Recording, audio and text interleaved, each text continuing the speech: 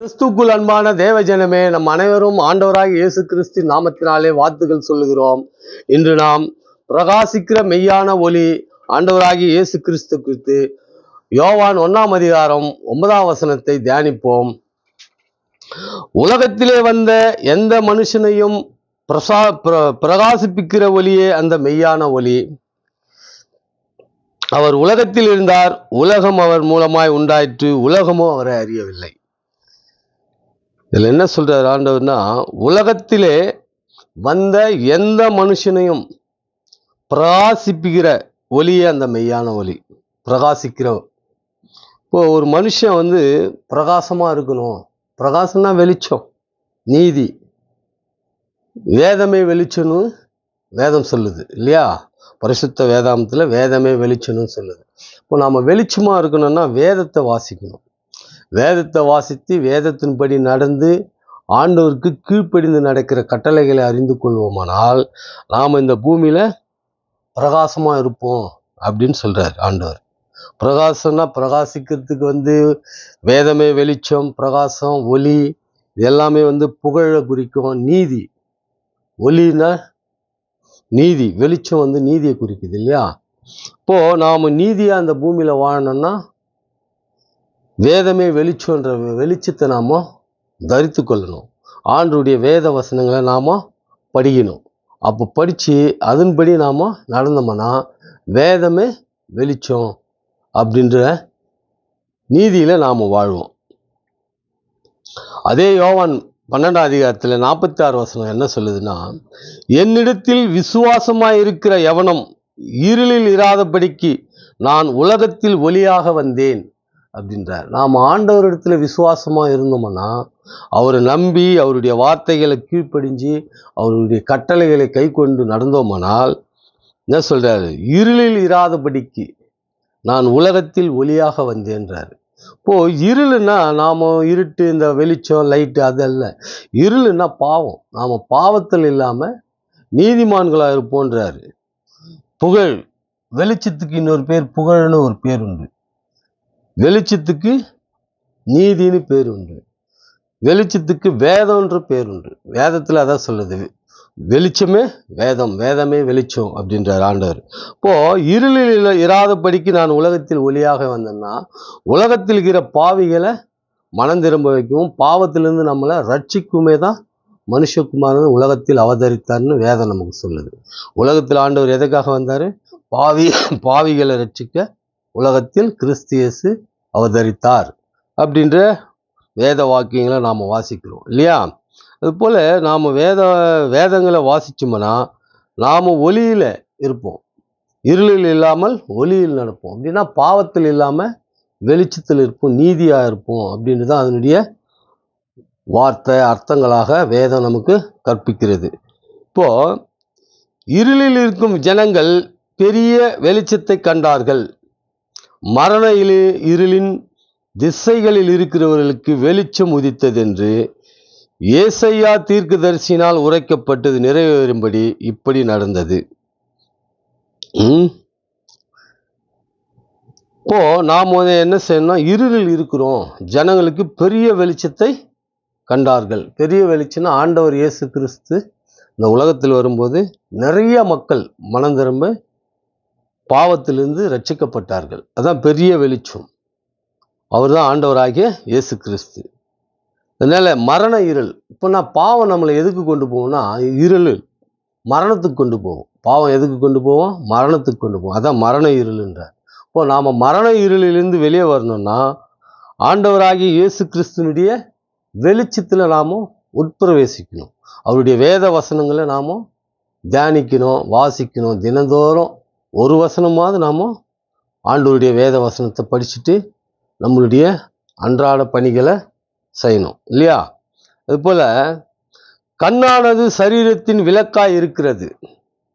உன் கண் தெளிவாக இருந்தால் உன் சரீரம் முழுவதும் வெளிச்சமாக இருக்கும். இப்போ இதில் என்ன சொல்கிறாருன்னா, கண்ணானது சரீரத்தின் விளக்காக இருக்குது. இப்போ ஒரு வீட்டுக்கு லைட்டு விளக்கெல்லாம் நம்ம சொல்கிறோம் இல்லையா? ஒரு லைட் போட்டால் வீடு ஃபுல்லாக வெளிச்சமாக இருக்குது, நம்ம எந்த பொருளும் எடுக்கலாம், செய்யலாம், எல்லா வேலையும் செய்யலாம். இருட்டானா என்ன ஆகும்? எந்த பொருளையும் எடுக்க முடியாது, படிக்க முடியாது, அது மாதிரி இருக்கும். இப்போ அதுபோல் கண்ணானது சரீரத்தின் விளக்காக இருக்குது. இப்போ நம்ம கண்கள் வந்து என்ன இருக்குது, நம்மளுடைய சரீரத்துக்கு முழுவதும் வெளிச்சமாக இருக்குதாம். அப்போது கண் கெட்டதாக இருந்தால் உன் சரீரம் முழுவதும் இருளாக இருக்குன்றாரு. அப்போது நம் கண் தெளிவாக இருக்குன்னா, கண் நல்லா தெரியுது, கண் தெரியாமல் போகிறது அல்ல. நம் கண்ணில் வந்து பாவ இச்சையோடு இருக்கக்கூடாது. பாவ கண்கள் வேற, பரிசுத்த கண்கள் வேற. அந்த பாவ இச்சை என்பது வந்து பெண்களை பார்ப்பது மாத்திரமல்ல, பொறாமைப்படுவது, ஒருவருடைய வீடு பார்த்து பொறாமைப்படுவோம், ஒருவருடைய சொத்துக்கள், அவருடைய கார், அவருடைய எல்லா உடைகளை பார்த்து கூட அநேக பொறாமைப்படுவதை நாம் பார்க்கிறோம் இல்லையா? அதுவும் ஒரு இச்சை. உலக இச்சை என்பது வந்து எல்லாமே பெண், பொன், பொருள், எல்லாமே மண், எல்லாத்து மேலே நாம் இச்சித்தோம்னா அது வந்து பாவக்கண். எதை மேலேயும் பற்றில்லாத சாதாரணமாக இருக்கிற மனுஷன் ரொம்ப ரொம்ப ரொம்ப குறைவு. எல்லா மனுஷனுக்கும் அந்த இச்சை என்றது இருக்கதான் செய்யுது இல்லையா? அப்போ நம்ம வேதத்தை வாசிக்கும் போது, இப்போ கண்ணானது சரீரத்தின் விளக்காக இருக்குதுன்னு நாம் வேதத்தில் வாசிக்கும் போது நமக்கு என்ன தோணுன்னா, அப்போ நாம் வந்து இது மாதிரி இச்சிக்கக்கூடாது எதையும் அப்படின்ற ஒரு பண்பு நமக்குள்ள ஆண்டவர் வளர்த்து கொடுப்பார். ஆனாலும் என் நாமத்துக்கு பயந்திருக்கிற உங்கள் மேல் நீதியின் சூரியன் உதிக்கும், அதன் சட்டைகளின் கீழ் ஆரோக்கியம் இருக்கும். நீங்கள் வெளியே புறப்பட்டு போய் கொழுத்த கன்றுகளைப் போல் வளருவீர்கள். ஆண்டவர் என்ன சொல்றாருன்னா, என் நாமத்துக்கு பயந்திருக்கிற உங்கள் மேல் நீதியின் சூரியன் உதிக்கின்றார்.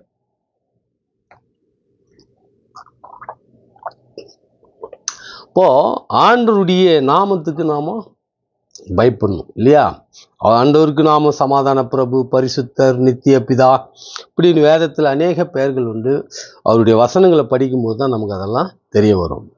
அப்போது ஆண்டவராகிய இயேசு கிறிஸ்துனால நமக்கு ஒரு பயம் இருக்கணும். நாம் சர்ச்சுக்கு போகும்போது ஒரு எப்படி சொல்கிறது, ஒரு பணிவாகவும் ஒரு அடக்கமாகவும் ஒரு எளிமையாகவும் நாம் ஆலயத்துக்கு போகணும். ஆனால் அப்படி போகிறாங்களான்னு பார்த்தா கொஞ்சம் கஷ்டம்தான். நிறைய பேர் அது மாதிரி வருவதில்லை இல்லையா? அந்த அடக்கம், பணிவு, சில ஆலயங்களில் வந்து வெறும் வெள்ளாடை, வெண்மையான ஆடை போட்டுக்கிட்டு போவாங்க இல்லையா? அது போல இல்லைனாலும் பரவாயில்ல, ஆனாலும் வந்து எளிமையாக இருக்கணுன்றார் ஆண்டவர். பயம் இருக்கணும். உடலில் பயம் இருந்தால் எளிமை, பணிவு எல்லாமே வந்துடும். பயம் இல்லைனா தான் வந்து மேட்டிமை வந்துடும் இல்லையா? இப்போ அவர் என்ன சொல்றாரு, ஆனாலும் என் நாமத்துக்கு பயந்திருக்கிற உங்கள் மேல் நீதியின் சூரியன் உதிக்கின்றார். சூரியன் எவ்வளோ பிரகாசம், எவ்வளவு பெருசு, எவ்வளவு பிரகாசமானது இல்லையா? அப்போ ஆண்டவருடைய நீதியின் சூரியன் நம்ம மேலே உதிக்குதுன்னா நாம் பயந்திருந்தா அந்த பூமியில ரொம்பவும் பிரகாசமாக இருப்போம். எல்லா மக்களுக்கும், உலகத்துக்கே நாம் தெரிஞ்சவங்களாம் இருப்போம். இன்னைக்கு நிறையா பெரிய பெரிய மனிதர்கள்லாம் நாம் சொல்கிறோம் இல்லையா? அந்த அளவுக்கு நாம் தெரியப்பட்டிருப்போம் இல்லையா? மற்றவங்களுக்கு நீதியின் சூரியனை போல நாம் இருந்திருப்போம். அதுபோல் ஆண்டவருடைய வேதத்தை நாம் கற்கணும் இல்லையா? மோசே சாட்சி பலகைகள் இரண்டையும் தன் கையிலே எடுத்துக்கொண்டு சீனாய் மலையிலிருந்து இறங்கும்போது தன்னோடு அவர் பேசினாலே தன் முகம் பிரகாசிப்பதை அவர் அறியாதிருந்தான். ஆரோனும் இஸ்ரவேல் புத்திரர் எல்லோரும் மோசையை பார்க்கும்போது அவன் முகம் பிரகாசித்திருப்பதைக் கண்டு அவன் சமீபத்தில் சேர பயந்தார்கள். இவர் என்ன சொல்றாருன்னா, மோசே வந்து ஆண்டவர்கிட்ட கட்டளை வாங்கினார் போறார் இல்லையா? 10 கட்டளை. இப்போ ஆண்டவர் பேசுனதுனால அவர் முகம் ரொம்ப பிரகாசமா இருந்துதான். ஆனா அது அவருக்கு தெரியல. யாருக்கு தெரியல? மோசேக்கு தெரியல. ஆனா அவருடைய சகோதரர் ஆரோனும் இஸ்ரவேல் புத்திரரும் பார்த்து அப்போ அவர்கிட்ட போறதுக்கு பயந்தாங்களாம். அவ்வளவு பிரகாசமா இருந்திருக்கிறார். இப்போ நாம ஆண்டவர்கிட்ட நாம எப்படி பேசுறதுன்னா, வேதம் படிச்சாக்கா ஆண்டவர்கிட்ட நாம பேசுற மாதிரி, ஆண்டவர் நம்ம கிட்ட பேசுற மாதிரி, ஜெபம் பண்ணோம்னா நாம ஆண்டவர்கிட்ட பேசுற மாதிரி. இப்போ ஆண்டவர் நம்ம கிட்ட பேசுனா தினந்தோறும் நாம என்ன செய்யணும்? வேதம் படிக்கணும். அப்போ நாம பிரகாசம் உள்ளவராக இருப்போம். இயல்பாகவே இன்னைக்கு வந்து கிறிஸ்தவ மக்கள் எல்லாம் அநேகர் பார்த்தீங்கன்னா கொஞ்சம் கலையாக இருப்பாங்க. நிறைய பேர் சொல்லி நான் கேள்விப்பட்டிருக்கேன். கிறிஸ்தவர்கள் பார்த்தா அவர்கள் தனித்து தெரிவாங்க, அவர்கள் கொஞ்சம் கலையாக இருப்பாங்க. கலை வேற, கவர்ச்சி வேற. கலையாக இருப்பாங்க, அழகாக இருப்பாங்க, கருப்பாகவும் இருப்பாங்க, ஆனாலும் கருப்பாக இருந்தாலும் அழகாக இருப்பாங்க. அந்த ஒரு பிரகாசம் ஒவ்வொரு முகத்துலையும் நாம் கண்கூட நம்ம பார்க்குறோம் இல்லையா? அது எதனாலனா நம்ம வேதம் வாசிக்கிறதுனால, ஆண்டவருடைய சத்தியத்தை நாம் அறிஞ்சு கொள்றதுனால அந்த வெளிச்சம், அந்த இது நமக்கு வர அதிகமாக ஆண்டவர் வாய்ப்பு கொடுக்குறாரு இல்லையா? அப்போ நம்ம வேதத்தை தினந்தோறும் வாசிக்கணும். தினந்தோறும் வேதம் வாசித்து ஜெபம் பண்ணணும் இல்லையா? ஜெபம் பண்ணணும்னா ரொம்ப நேரம் பண்ண வேண்டிய தேவையில்லை, கொஞ்ச நேரம் பண்ணால் போதும். இருளிலே நடக்கிற ஜனங்கள் பெரிய வெளிச்சத்தை கண்டார்கள். மரண இருளின் தேசத்தில் குடியிருக்கிறவர்களின் மேல் வெளிச்சம் பிரகாசித்தது. இப்போ அந்த தேசம் முழுவதும் பாவம் நிறைஞ்சிருக்கு. அவங்கதான் மரண இருளில் இருந்திருக்காங்க. அப்போ இருளில் நடக்கிற ஜனங்கள் பெரிய வெளிச்சத்தை கண்டார்கள் அப்படின்னு இருக்கு. இந்த வசனம் நம்ம ஏற்கனவே படித்தோம். ஆனாலும் திரும்பவும் ஏசாயா 9ஆம் அதிகாரத்தில் 2ஆம் வசனத்தில் வருது. அதுபோல் பாவத்தில் நாம் இருக்கிறவங்க நாம நீதிக்கு திரும்பணும்னா நாம் என்ன செய்யணும்னா வேத வசனங்களை வாசிக்கணும். வேத வசனமே வெளிச்சம் இல்லையா? யாக்கோபின் வம்சத்தாரே, கர்த்தரின் வெளிச்சத்திலே நடப்பும் வாருங்கள் அப்படின்றார். இப்போ நாமளும் பார்த்தா ஆவிக்குரிய யூதர்கள் தான் இல்லையா? யாக்கோபுடைய சந்ததியில தான் வரும் ஆவிக்குரிய யூதர். இஸ்ரவேல் மக்கள் சரீரத்துக்குரிய இந்த உலகத்துக்குரிய யூதர்கள், நாம ஆவிக்குரிய யூதர்கள். இப்போ நாம் வெளிச்சத்தில் நடக்கணும்னா ஆண்டவருடைய வேதங்களை வாசிக்கணும், ஆண்டவருடைய கட்டளைகள் எல்லாம் நாம் கை கொள்ளணும் அப்படின்னு வேதம் சொல்லுது. இதை சொல்றாரு, கட்டளையே விளக்கே, வேதமே வெளிச்சம், போதக சிற்சியே ஜீவ வழி. இப்போனா கட்டளையே விளக்கு, ஆண்டவருடைய கட்டளை தான் விளக்கு. நமக்கு விளக்கு இல்லைன்னா வீட்டில் நம்ம வாழ முடியாது இல்லையா? அதுபோல் ஆண்டவருடைய கட்டளையை நாம் பின்பற்றலாம், இந்த பூமியில் நீதிமான்களாகவும் ஆரோக்கியமாகவும் நாம் வாழ முடியாது இல்லையா? அப்போது கட்டளையே விளக்கு, வேதமே வெளிச்சம். நமக்கு வெளிச்சம் வேணும்னா வேதத்தை படிக்கும். போதக சிற்சிய ஜீவ வழி. ஒருத்தருக்கு நாம் வேதத்தை வசனங்களை போதிக்கிறோன்னா சிற்சின்றார், கண்டித்து உணர்த்துன்றார், கண்டித்து போதின்றார். ஆனால் இன்றைக்கு அப்படி செய்கிறாங்களான்னு பார்த்தாக்கா அப்படி இல்லை. மக்களை புகழ்ந்து ஆசீர்வாதம் பெருகவே, ஆண்டவர் உன்னோடு இருப்பார், இதை தான் சொல்லுவாங்களே தவிர இதெல்லாம் இருக்குது, ஆண்டவர் நம்மளோடு இருப்பார், நம்மளை உயர்த்துவார், ஆனால் என்ன செஞ்சால் அதெல்லாம் செய்வார் என்று வேதத்தில் பிரித்து சொல்லியிருக்கு. நாம் அதெல்லாம் தேடி தேடி படிக்கணும். அப்படி படிக்கும்போது தான் கட்டளையே விளக்கு, வேதமே வெளிச்சம், போதக சிற்சியே ஜீவ வழி. நாமோ பரலோக ராஜ்யம் போய் ஜீவிக்கணும்னா அதுக்கு வழி என்னன்னா போதகத்தில் நாம் போதிக்கும்போது கண்டித்து உணர்த்து போதிக்கணும். அதுபோல் கட்டளையே விளக்கு, வேதமே வெளிச்சம். அப்போ நாம் வேதத்தை வாசிப்போம், ஆண்டவருடைய கட்டளைக்கு கீழ்ப்படிஞ்சோம்னா வீட்டில் விளக்கு இருந்து நமக்கு எவ்வளோ நன்மை தருதோ அதுபோல் ஆண்டவருடைய கட்டளை நமக்கு நன்மை தரும் என்று கூறிக்கொண்டு இத்துடன் இந்த பதிவை முடித்துக் கொள்கிறேன்.